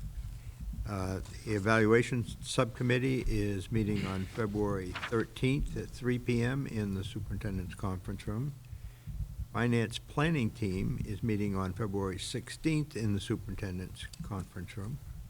And the SSBC is meeting in this room on February 28th at 5:30. Superintendent, do you have? I do. I had just one item, Mr. Chairman. I just wanted to revisit. I spoke to you all about this previously, but I thought it was worth mentioning again that, the ceremony that Mr. Bowers, Mr. Colleen, Dr. Daly, and I attended at the State House was a really proud moment, I think, for the community, saw it for on us your to be Twitter. at the State House. Did you see that? I did. Thank you. Follow me on Twitter. Thank you. I did. I even liked it. So we had a very nice day last Wednesday. As I said, Mr. Bowers, Dr. Daly, Mr. Clean, and I went to receive a certificate acknowledging the Batchelder School's status as a commended school for high achievement on the spring 2016 state standardized assessment. And I thought they did a really nice job. It was They did a very, very nice job. about 90 minutes maybe, and And considering that they moved, 50-odd schools Yeah, through right, just about that 50, yeah. process and brought a group up for each one, Mm. as well as providing a little bit of introduction of the program. And I really and felt of course, that- it's in the State House in the area of the Grand Stairway, so it's a beautiful spot to have anything. Very, very pleasant place. Couldn't get the big guy there, huh? The big guy wasn't there, but the lieutenant governor was, and I think, I thought she did a very nice job. I thought she gave a very thoughtful remark, certainly didn't give the impression of being hurried. I mean, she was there, I thought, really wanted to be there. Just as a quick aside, we also got a treat to a graduate of North Reading High School, Brendan Moss, who I think some of you know, is Mook is working for, Right, is works working for for the the governor. governor. And yes, he is. He's a He's the PR director man. of communications for him. And Yep.